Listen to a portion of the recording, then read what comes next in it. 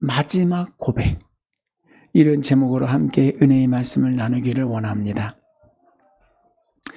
믿음의 선진들의 삶의 이야기를 계속 우리가 살펴보면서 그 가운데서 하나님의 거룩한 뜻을 찾고, 또 우리가 어떻게 닮아가야 되는지, 우리가 그 말씀 속에 비춰지는 우리의 삶에 혹여 잘못된 부분들이 없지 않나 우리 자신을 점검할 수 있는 시간이기 원해서 계속 말씀을 이어가고 있는데, 오늘은 야곱입니다. 근데 야곱의 생애도 참 긴데 마지막 임종을 앞두고 있는 상황에서 야곱이 무엇을 말하고 마지막 임종의 시간에 자신의 삶을 돌이키며 회상하는데 무엇을 말하고 있는지를 한번 살펴보면서 우리도 우리 삶 가운데 정말 소중하고 중요한 가치를 오늘 야곱의 이야기 속에서 발견해 가게 되시기를 주님의 이름으로 부탁을 드립니다. 아멘. 야곱은 여러분 잘 아시듯이 이삭의 쌍둥이 아들 중에 둘째 아들입니다. 보통 쌍둥이는 친하지 않나요? 저희 센터에도 쌍둥이가 하나 있어요. 근데 여자친구들인데 정말 그림자처럼 붙어 다녀요. 그리고 잘 챙겨줘요. 저는 늘 그런 줄 알았어요. 근데 다 그런 건 아닌 것 같아.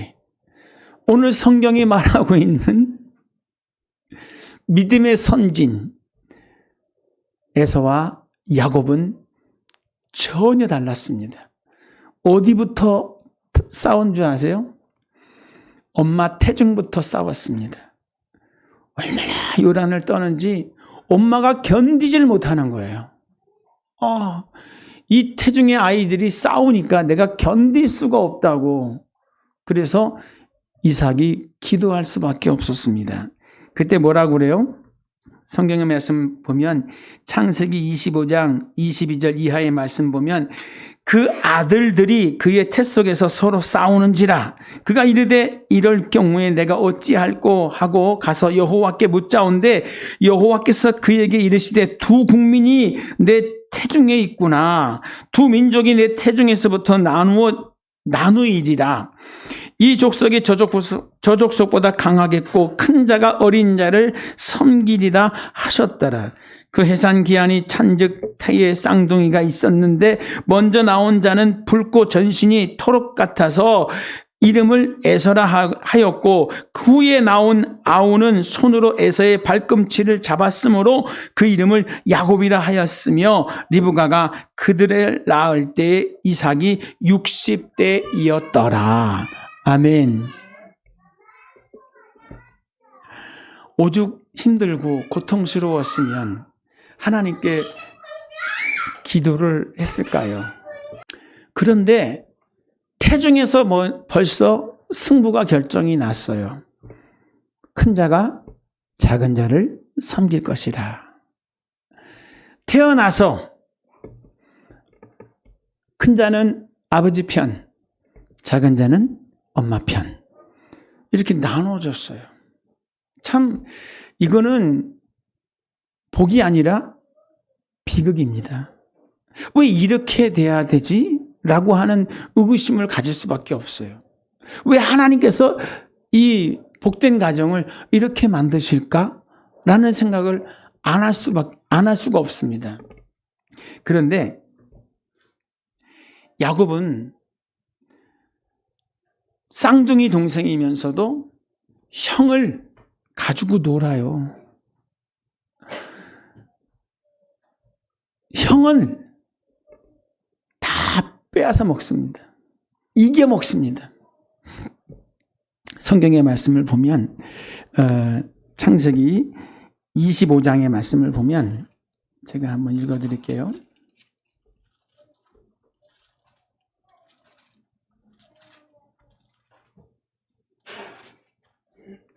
25장 27절 그 아이들이 장성함에 에서는 익숙한 사냥꾼이었으므로 들사람이 되고 야곱은 조용한 사람이었으므로 장막에 거주하니 이삭은 에서가 사냥한 고기를 좋아하므로 그를 사랑하고 리브가는 야곱을 사랑하였더라. 야곱이 죽을 쑤었더니 에서가 들에서 돌아와서 심히 피곤하여 야곱에게 이르되 내가 피곤하니 그 붉은 것을 내게 먹게 하라 한지라. 그러므로 에서의 별명은 에돔이었더라. 야곱이 이르되 형의 장자 명분을 오늘 내게 팔라. 에서가 이르되 내가 죽게 되었으니 이 장자의 명분이 내게 무엇이 유익하리요? 야곱이 이르되 오늘 내게 맹세하라. 에서가 맹세하고 장자의 명분을 야곱에게 판지라. 야곱이 떡과 팥죽을 에서에게 주매 에서가 먹으며 마시고 일어나 갔으니 에서가 장자의 명분을 가볍게 여김이었더라. 히브리서의 기자가 이 사건을 이렇게 말합니다. 히브리서 12장 16절에 음행하는 자와 혹 한 그릇 음식을 위하여 장자의 명분을 판 에서와 같이 망령된 자가 없도록 살피라. 너희가 아는 바와 같이 그가 그 후에 축복을 이어받으려고 눈물을 흘리며 구하되 버림바가 되어 회개할 기회를 얻지 못하였음이니라. 망령되이 행동했어요. 자기에게 주어진 그 장자의 명분을 정말 소중한 가치로 생각을 하고 무엇과도 바꿀 수 없는 가치로 여겨야 되는데 뭐 하나 때문에 바꿨어요? 팥죽 한 그릇에 장자의 명분을 주어버렸습니다. 야곱은 거기다 뭐라 그래요? 맹세해. 하나님의 이름을 걸고 내게 맹세해. 이제는 너는 장자가 아니라 내가 장자야. 왜 너라고 그러죠? 같은 날 태어났으니까. 보통 쌍둥이들은 형, 동생이 있어도 같이 맘먹더라고요. 이제는 내가 장자야. 네가 하나님께 맹세해. 그래. 그게 그렇게 좋으면 너나 가져라. 이렇게 에서가 쉽게 생각했다는 거예요. 그런데 세월이 흐르고 나중에 신약 성경에서는 뭐라고 그래요? 에서는 이렇게 망령되이 행동했다. 그 소중한 가치를 팥죽 한 그릇에 팔아 넘겨버리는 이 어리석은 자. 여러분은 그렇게 생각하지 마시고 여러분은 그렇게 행동하지 마세요. 하나님께서 우리에게 주신 이 소중한 가치를 잘 기억하고 간직하기를 끝까지 간직하는 여러분 되길 바란다고 이렇게 말씀해 주고 계신 줄 믿습니다. 오늘 야곱이 임종을 앞두고 몇 가지를 얘기를 하는데요. 그 인생의 마지막 순간 아닙니까? 그런데 마지막 유언과도 같은 그 이야기 가운데 등장하는 두 가지 얘기를 제가 살펴보려고 해요. 세 가지를 얘기했는데 두 가지만 살펴보려고 합니다. 첫째는 무슨 얘기를 하냐면 야곱의 인생에 있어서 정말 중요한 비중을 차지하는 것이 뭐예요? 베델의 사건이라는 거예요. 그 다음에 두 번째는 뭐예요? 잃은 줄 알았던, 죽은 줄 알았던 요셉을 20년이나 지난 시간 뒤에 애굽에서 만났다는 것이 야곱에게 있어서는 엄청난 충격이고 기쁨이고 감사의 제목이라는 이야기를 하고 있습니다. 마지막 제가 언급은 안 할 것이지만 그래도 성경에 기록된 거지만 것이라 말씀을 드리면 자기가 사랑했던 여인 라헬을 길에 그냥 묻은 거, 길에 그냥 묻고 왔다는 거, 그게 늘 마음에 걸리는 거예요. 마지막 순간에까지 그 이야기를 하고 있어요. 오늘 저는 다른 건 몰라도 이 두 가지만 말씀을 드리려고 합니다. 야곱에게 있어서 베델. 여러분, 조금 전에도 말씀을 드렸지만 야곱은 장자가 아니라 차자였습니다. 형이 맹세하고 주었지만 아버지 이삭에게 있어서는 누가 장자예요? 에서가 장자입니다. 그래서 에서를 은밀하게 불러서 이렇게 말을 해요. 에서야, 내가 너에게 축복하고 싶다. 아버지 아브라함이 아들 이삭에게 그 축복을 하잖아요. 무슨 축복입니까? 하나님께서 허락하셨던 뭐예요? 믿음의 조상들이 그 후손들에게 이어져 내려가는 축복권이에요. 그래서 뭘 원합니까? 내가 즐거운 마음으로 너에게 축복할 수 있도록 너는 별미를 준비해 와라. 근데 그 이야기를 누가 들었죠? 네, 안방마님이 들었어요. 그리고 그 이야기를 들은 리브가는 요셉을 부릅니다. 요셉아, 너 정신 바짝 차려라. 아버지가 형 에서에게 모든 축복을 다 주려고 한다. 에서가 지금 별미를 준비하려고 사냥감을 잡으러 나갔는데 내가 너에게 준비해 줄 테니까 그 음식을 가지고 아버지 앞에 들어가서 아버지에게 별미를 드리고 네가 그 복을 받아라. 정상적이지는 않은 것 같아요. 그죠? 어떻게 엄마가 그러지? 근데 성경에 뭐라고요? 태중에 있을 때 너무 고통스러워서 리브가가 기도하는 가운데 응답받은 게 있어요. 뭐라고요? 큰 자가 작은 자를 섬길 것이다. 나는 둘째를 더 사랑해. 라고 하는 음성을 누가 들었어요? 그 어머니가 들었어요. 아, 하나님의 계획은 장자가 아니라 차자로 이어져 가는구나. 그걸 리브가가 간파하고 이삭은 그래도 장자인데 하지만 리브가는 어떻게 해요? 아니야. 하나님의 뜻은 야곱에게 있는 거야. 이 차이가 나는 것 같아. 같이 살면서도 신앙의 관점이 달라서, 그죠? 그래서 다투는 분들도 많이 있는데, 여러분, 어떻게 다가야 돼요? 인간적인 생각을 앞세우지 말고, 하나님이 뭘 원하시는지, 하나님이 뭐라고 말씀하셨는지, 이게 사실 중요한 거예요. 그래서 어떻게 합니까? 어머니가 아버지를 위해서 정성껏 정말 가끔 해주는 아주 별미 중에 별미를 딱 해서 아들 손에 들려주고 들어가서 아버지한테 드리고 복을 받으라고 말을 해요. 야곱이 뭐라는 줄 아세요? 형은 온몸에 털 복숭인데 저는 밋밋해서 아버지가 저를 딱 잡고 너 야곱 아니냐? 이렇게 말씀하시면 복을 받으려다가 오히려 저주받는 거 아닙니까, 어머니? 왜요? 야곱은, 에서는 털복숭이고 야곱은 밋밋한 그런 피부를 가지고 있으니까. 그래서 어머니가 어떻게 해요? 가죽을 둘러서 묶어가지고 네가 에서 흉내를 내라. 참 안타까운 거는 이삭이 시력을 잃었다는 거예요. 근데 오늘 성경에 보면요, 야곱도 어때요? 시력을 잃었어요. 그치만 내력인 것 같아. 어쨌든 시력을 잃고 보지 못하는데 만지면서 입맞춤을 하면서 그 냄새를 맡아가면서 그 아들을 위해 축복하잖아요. 그죠? 그래서 별미를 가져다 드리고 이삭은 야곱을 축복합니다. 근데 여기서 이런 말을 해요.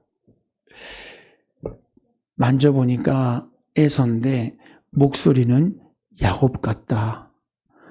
이렇게 의심을 하면서도 어때요? 야곱을 향해서 마음껏 축복합니다. 나중에 형 에서가 별미를 만들어서 아버지 앞에 들어갔을 때 아버지 내게 축복해 주십시오 할 때 야곱이 뭐라고 그러는지 아세요? 이삭이 야곱에게 다 축복해서 너한테는 축복할 내용이 없어. 그 정도로 야곱에게 모든 걸 다 쏟아부어 줬어요. 우리 생각하죠? 아니 둘째한테도 똑같이 복 빌으면 되는 거 아닙니까? 근데 그렇지 않은가 봐요. 아들에게 주는 그 축복권, 아들을 향해서 빌어주는 그 축복, 그거는 다른 어떤 사람에게 같이 줄 수 없는 복 같아요. 그래서 장자인 야곱에게 그 모든 걸 다 쏟아부어 주었어요. 그리고 에서는 뭐예요? 받을 게 없었습니다. 결국 뭐가 됐어요? 들 사람이 됐어요. 내 자손이 많아질 것이라는 그 정도의 내용만 기도해 줄 수밖에 없었습니다. 그래서 어떻게 됐죠? 결론은 한 지붕 아래 그 두 사람이 같이 갈 수가 없는 거예요. 왜요? 에서는 분하잖아요. 아버지도 속이고 나도 속이고 저놈은 내가 죽여야 된다고 이렇게 생각하게 되는 거예요. 이러다가는 두 아들 다 잃어버릴 것 같아서 어머니가 묘안을 내지 않습니까? 그게 뭐예요? 삼촌 집으로 가라. 가서 오랜 세월이 흐른 다음에 세월같이 좋은 약이 어디 있겠어? 거기로 가라. 그래서 형의 그 시선을 피해서 도망가다가 어디에 머무는 겁니까? 가다가 지쳐서 밤에 돌베개를 하고 누운 곳이 베델입니다. 여러분, 베델에서의 야곱의 모습은 어떤 모습이죠? 성공한 모습입니까? 하나님 앞에 온전한 모습입니까? 정말 하나님 앞에서나 부모님 앞에서나 정말 부끄러운 모습이에요. 그리고 낙심하고 좌절하고 외로운 모습입니다. 그런데 놀라운 것은 그곳에 누가요? 주님이 찾아오셨어요. 돌베개를 베고 잠을 자다가 꿈을 꾸었는데 자기 머리맡에 사닥다리가 놓이고 거기에 천사들이 오르락 내리락 하는 걸 꿈에서 보는 거예요. 그리고 눈을 들어 보니까 그 사다리 꼭대기에 누가 계세요? 하나님이 계신 거예요. 그가 깨어 일어나서 이렇게 말합니다. 창세기 28장 12절 이하에 꿈에 본즉 사닥다리가 땅 위에 서 있고 그 꼭대기가 하늘에 닿았고 또 본즉 하나님의 사자들이 그 위에서 오르락 내리락 하고 또 본즉 여호와께서 그 위에 서서 이르시되 나는 여호와니 너희 조부 아브라함의 하나님이요 이삭의 하나님이라. 내가 누워 있는 땅을 내가 너와 내 자손에게 주리니 내 자손이 땅의 티끌같이 되어 내가 서쪽과 동쪽과 북쪽과 남쪽으로 퍼져나갈 것이며 땅의 모든 족속이 너와 내 자손으로 말미암아 복을 받으리라. 내가 너와 함께 있어 내가 어디로 가든지 너를 지키며 너를 이끌어 이 땅으로 돌아오게 할지라. 내가 네게 허락한 것을 다 이루기까지 너를 떠나지 아니하리라 하신지라. 야곱이 잠에 깨어 이르되 여호와께서 과연 여기 계시거늘 내가 알지 못하였도다. 여러분, 우리가 신앙생활하면서 자주 듣는 말씀 중에 그거예요.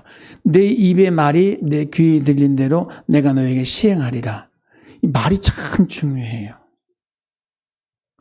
여러분, 조금 전에도 말씀을 드렸지만 에서는 망령되이 자기의 장자의 명분을 맹세하고 동생에게 팔아버렸어요. 팥죽 한 그릇에. 그거 인정하지 않을 수 있을 것 같죠? 그러나 누구는 하나님은 그들의 대화를 들으셨어요. 그리고 이삭이 속는 것 같이 야곱에게 복을 빌었지만 그가 낙심하고 집에 머물 수 없어서 삼촌 집에 도망가다가 베델에 머물러서 잠을 자는데 거기에 하나님이 찾아오셔서 뭐라고 그래요? 축복하잖아요. 누구에게 주셨던 복을 주십니까? 아브라함에게 약속하셨던, 이삭에게 약속하셨던 그 축복의 언약을 야곱에게 똑같이 말씀하시는 거예요. 네가 장자다. 내가 너를 통하여 내 일을 이루리라. 내 조부 아브라함에게, 내 아버지 이삭에게 약속했던 그것을 너를 통해서 이룰 것이다. 이렇게 말씀해 주신다는 거예요. 여러분, 세례 요한 이후로 천국은 침노를 만나는 침노하는 자가 빼앗는다고 그랬습니다. 지금 마귀가 우리가 받은 복을 빼앗으려고 해요. 우리가 그 은혜와 복을 누림에 있어서 삶의 우선순위가 바뀌어가지고 그게 뭐 이렇게 중요하다고 그래? 하고 망령되이 말하면 안 됩니다. 하나님과 우리의 관계 속에서 주일 예배가 얼마나 소중한지 여러분 깨달아야 되고요. 하나님 앞에서 내가 받은 그 직임이 얼마나 소중한 것인지를 여러분 깨달아야 돼요. 아무나 소리집사하고 아무나 권사되고 아무나 안수있어 되는 거 아니거든요. 하나님께서 뭐 하신 거예요? 믿고 맡긴 직임이에요. 그 직임을 가지고 내가 어떻게 하는 거예요? 하나님 앞에 복을 받는 거예요. 아멘? 힘들다고 지친다고 다 쓸데없어 이렇게 말하면 절대 안 됩니다. 여러분, 하나님이 듣고 계시다니까요. 야곱처럼 그 은혜를 침노하셔야 돼요. 야곱처럼 그 직분을 사모해야 돼요. 아멘. 하나님, 나를 좀 써주세요. 야곱은 자격이 없잖아. 그런데도 침노했어요. 끝까지 침노했어요. 그리고 그것을 마침내 쟁취했습니다. 근데 이러한 야곱을 하나님이 기뻐하시더라는 거예요. 아멘. 태중부터 그렇게 먼저 선택을 하셨지만 선택했다고 하나님께서 그렇게 하시는 거냐? 아니에요. 야곱이 그렇게 침노하고 메어 달리며 그 은혜를 사모할 때 하나님께서 그 일을 이루어 주신 줄 믿으시기 바랍니다. 오늘 잊지 말아야 할 것 뭐죠? 주가 여기 계시거늘. 하나님이 지금 나와 함께 하시는데 내가 그 하나님을 알지 못했다라고 하는 깨달음이 야곱의 입에서 나왔어요. 여러분, 지금 여기에 누가 계세요? 네, 주님 이 자리에 우리와 함께 하십니다. 내가 지금 말하고 있는 거, 내가 지금 생각하고 고민하고 있는 거 하나님이 다 달아보십니다. 여러분, 저와 여러분의 생각과 언어와 그리고 그 가치관이 하나님이 달아보실 때 하나님의 마음에 합했으면 좋겠어요. 그래, 내가 원하는 게 바로 그런 거야. 내가 원하는 게 바로 그런 거야. 그것 때문에 고민하고 그것 때문에 아파하고 그것 때문에 힘들어하는 그 과정을 내가 기뻐해. 여러분, 사랑하는 거 쉽지 않아요. 하나님께서 아이를 출산한 부모의 마음 가운데 그 사랑의 마음을 은사로 부어주시는 것 같아. 그거 진짜 하나님 주시는 은사 아니면 어떻게 감당을 합니까? 그죠? 어린이집 교사들이 그냥 돈벌이를 위해서 하시는 분들은 정말 비극일 것 같아. 그게 은사 아니면 감당할 수 없습니다. 그 아이가 너무 귀엽고 너무 사랑스럽고 너무 귀하게 보여야 돼요.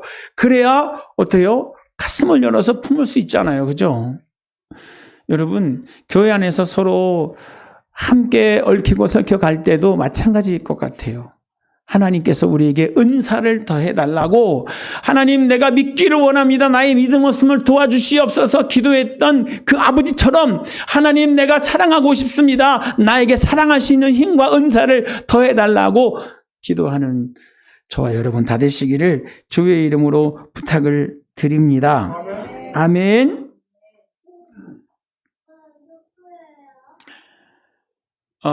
야곱이 이제 우여곡절 속에서 베델을 지나서 하란에까지 이르러서 하란의 여정에 즉 삼촌 집에 가기 전에 누구를 만나냐면 라헬이라는 여인을 길에서 만납니다. 목이 마르고 힘들고 지쳤는데 한 여인을 우물가에서 만났는데 그 여자가 라헬이었어요. 너무 반갑고 삼촌을 집을 찾는다고 할 때 우리 아버지가 당신의 삼촌이라고 해서 데리고 가잖아요.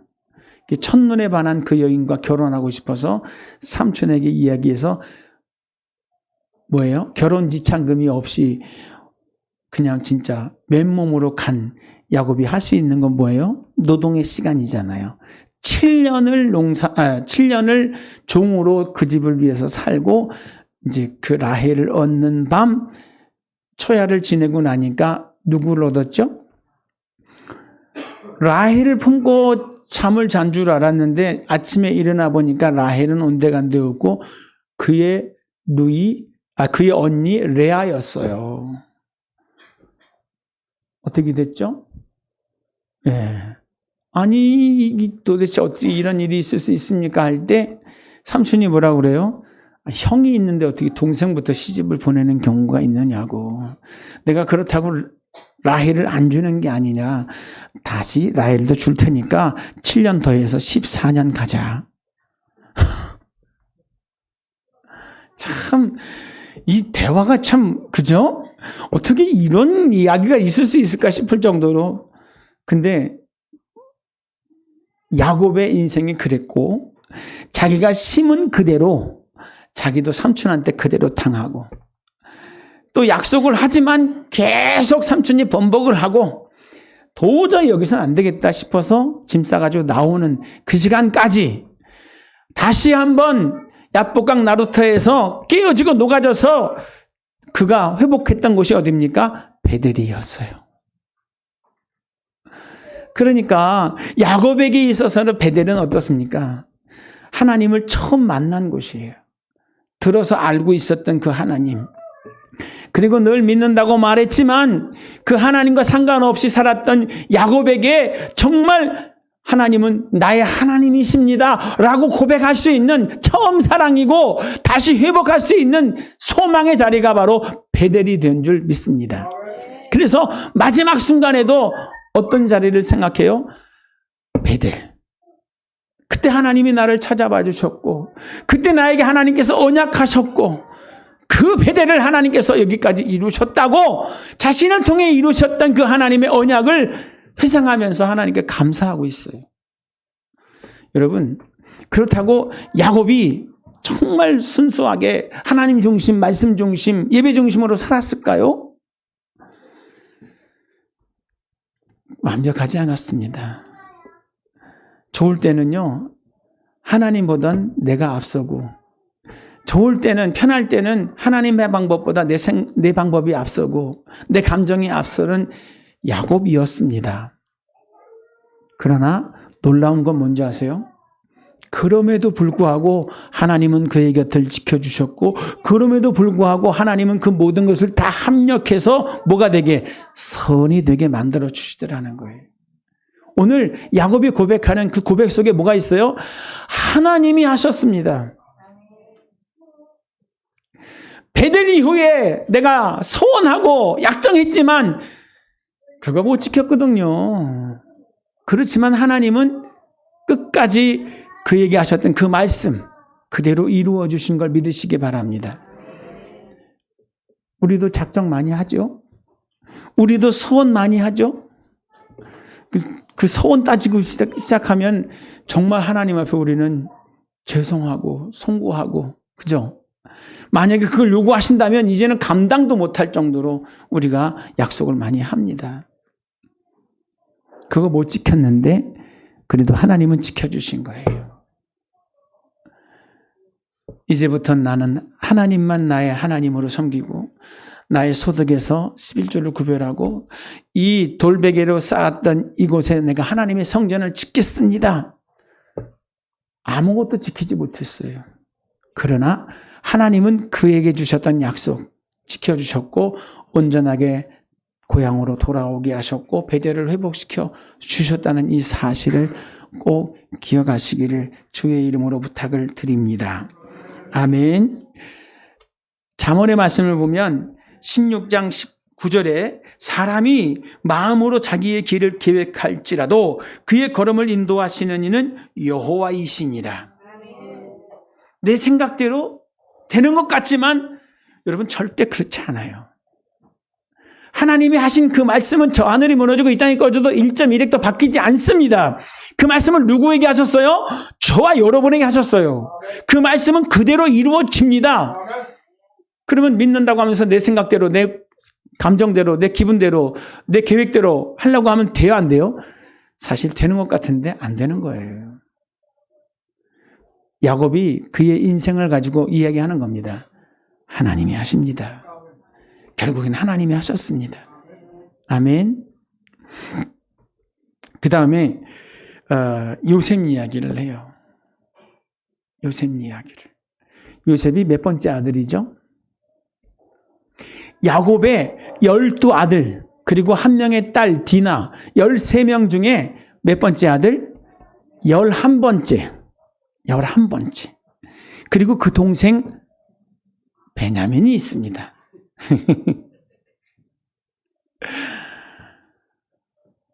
야곱이 누굴 사랑했다고요? 라헬을 사랑했어요.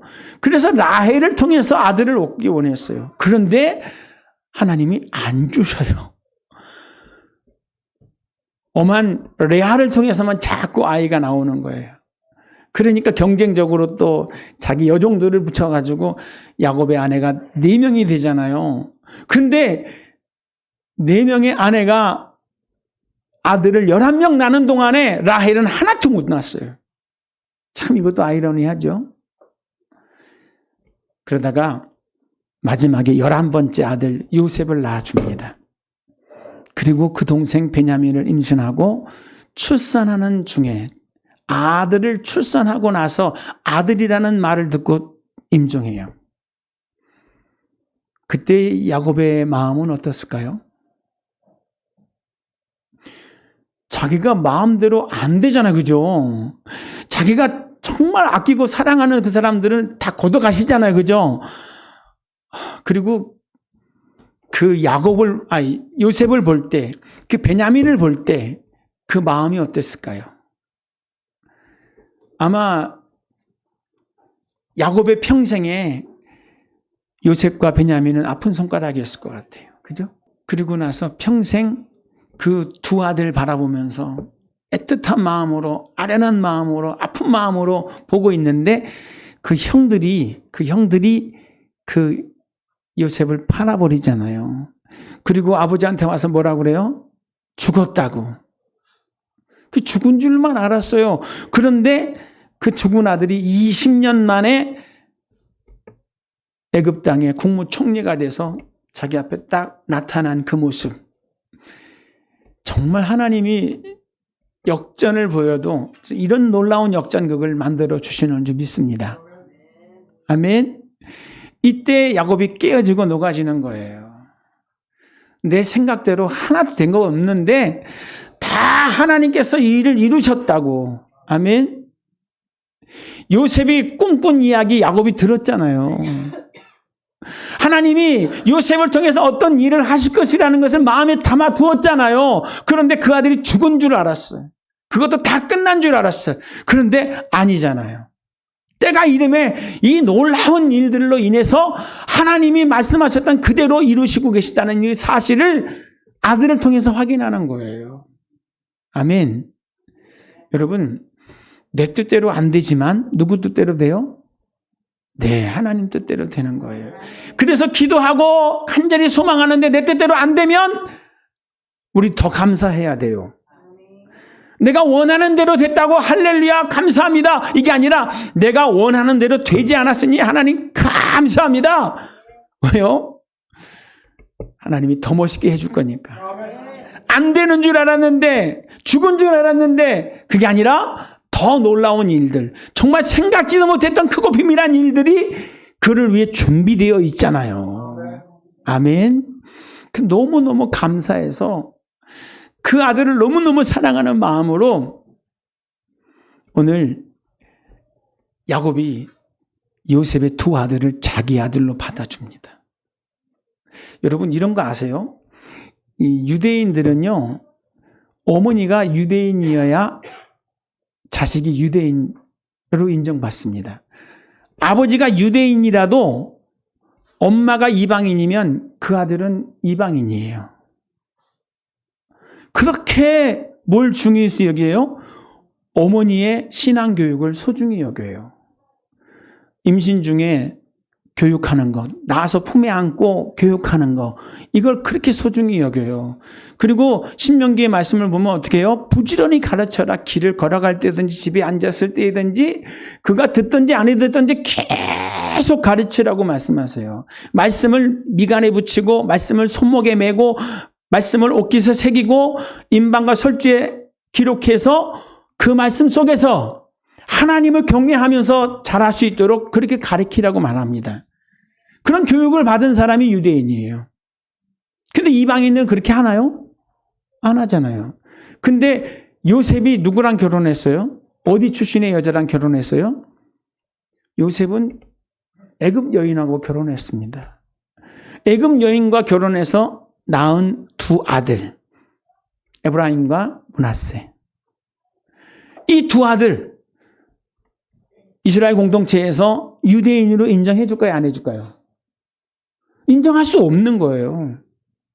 그 고민이 누구에게 있어요? 요셉에게 있는 거예요. 그런데 누가요? 야곱이 자기 아버지가 자기 두 아들을 양자로 삼는 거예요. 이 놀라운 이야기입니다. 그래서 그 두 아들이 뭐가 되는 거예요? 12지파가 돼요.